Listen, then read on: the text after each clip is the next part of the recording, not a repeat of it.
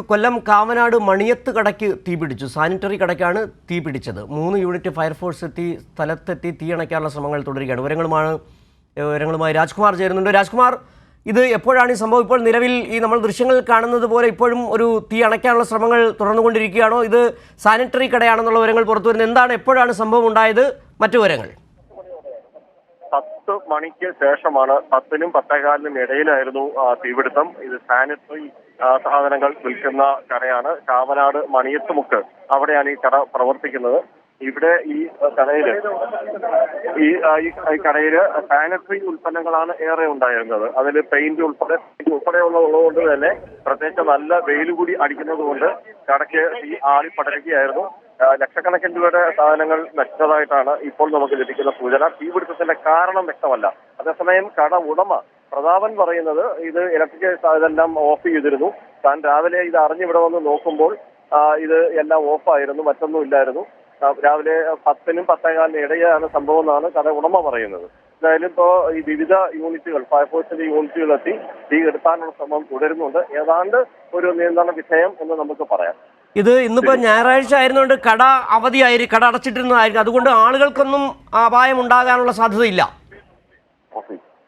അതെ, അതുകൊണ്ട് മാത്രമാണ്. അല്ലെങ്കിൽ ഒരു പക്ഷേ അതൊരു ദുരന്തത്തിൽ കലാശിച്ചേനെ. കാര്യം ഇത് ഒരുപാട് സ്റ്റാഫുകളൊക്കെ ജോലി ചെയ്യുന്ന ഒരു സ്ഥാപനം കൂടിയാണ്.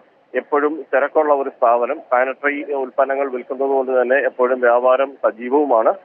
കൂടുതൽ ഒരുപക്ഷെ ഇത് വാങ്ങാനെത്തിയവരുകൂടി ചിലപ്പോൾ ഒരു അപകടത്തിൽപ്പെട്ടേനെ. പ്രത്യേകിച്ച് പ്ലാസ്റ്റിക് കത്തിക്കരിയുമ്പോഴുണ്ടാവുന്ന ഒരു വിഷപ്പുക, അതിൽ തന്നെ ബോധരഹിതരാകാനുള്ള സാധ്യത, അതൊക്കെ നോക്കുമ്പോൾ കാഷ്വാലിറ്റി ഉണ്ടായേനെ. എന്തായാലും ഇപ്പോൾ നമുക്ക് ഒരു ഭാഗ്യം കൊണ്ട് അങ്ങനെ ഒരു സംഭവം ഒന്നുമില്ല. കാഷ്വാലിറ്റി ഒന്നും തന്നെ റിപ്പോർട്ട് ചെയ്തിട്ടില്ല. കടയിൽ ആരും ഉണ്ടായിരുന്നില്ല എന്നൊരു വലിയ ആശ്വാസം കൂടിയുണ്ട്. സമീപത്തുള്ള മറ്റ് കച്ചവട സ്ഥാപനങ്ങളിലേക്ക് തീ പടർന്നിട്ടില്ല? ഇല്ല, അതിനു മുമ്പേ തന്നെ കൊല്ലത്ത് തന്നെ 2 ഫയർഫോഴ്സ് യൂണിറ്റുകൾ, കടപ്പാക്കടയിലെയും ചാമക്കടയിലെയും ഫയർഫോഴ്സ് യൂണിറ്റുകൾ എത്തിയിരുന്നു. തൊട്ടടുത്ത യൂണിറ്റ് ഫയർഫോഴ്സ് കേന്ദ്രങ്ങളിൽ നിന്നുള്ള യൂണിറ്റുകൾ കൂടി എത്തി. ഏതാണ്ട് 4ഓളം യൂണിറ്റുകൾ എത്തി ഇതില് തീ കെടുത്തി. ഇപ്പോഴും ഇതിന്റെ വെള്ളം ഒഴിച്ചുകൊണ്ടിരിക്കുന്നു. തീ കെടുത്താനുള്ള ശ്രമം തുടരുന്നു. പുകയാണ് കൂടുതലും ഉയരുന്നത്. അതുകൊണ്ട് തന്നെ അടുത്ത് നിൽക്കുന്നവർക്കൊക്കെ ആരോഗ്യ സംബന്ധമായ പ്രശ്നങ്ങൾക്ക് കാരണമാണ്. ഈ നല്ല കാറ്റ് മടിക്കുന്നത് കൊണ്ട് പല സ്ഥലത്തേക്കും ഈ പുക പടരുകയും ചെയ്യുന്നുണ്ട്. ഇപ്പോൾ ഏതായാലും തീ പൂർണ്ണമായും കെടുത്തുന്ന സാഹചര്യത്തിലേക്ക് എത്തിയിട്ടുണ്ട്. ആശങ്കയ്ക്ക് വകയില്ലെന്ന് നമുക്ക് കരുതാം. തീർച്ചയായും നമുക്കതിപ്പോ ഒരു ആശ്വാസം തന്നെയാണ്. ഇപ്പൊ നല്ല വെയിലുണ്ട്, അതുപോലെ കാറ്റുമുണ്ട്. അതേസമയം തൊട്ടടുത്ത് ഒരു 50 മീറ്റർ മാറി ഗ്യാസ് ഗോഡൌൺ പ്രവർത്തിക്കുന്നുണ്ട്. അതായിരുന്നു ഏറെ ആശങ്ക സൃഷ്ടിച്ചത്. എന്തായാലും അങ്ങോട്ടേക്ക് തീ പടരാതിരിക്കാൻ അവർ കരുതൽ നടപടികൾ സ്വീകരിച്ചു. പോലീസ് ഏതാണ്ട് 1 കിലോമീറ്റർ ഈ റോഡ്, ദേശീയപാതയിൽ പല സ്ഥലങ്ങളിലും വാഹനങ്ങൾ കടത്തിവിടാതെ ബ്ലോക്ക് ചെയ്തു. ഇതില് ഫയർഫോഴ്സിനും മറ്റ് ഈ സർവീസുകൾക്ക് വേണ്ടിയുള്ള ഒരു സുഗമമായ യാത്രാ സൗകര്യം ഇവിടെ ഒരുക്കി.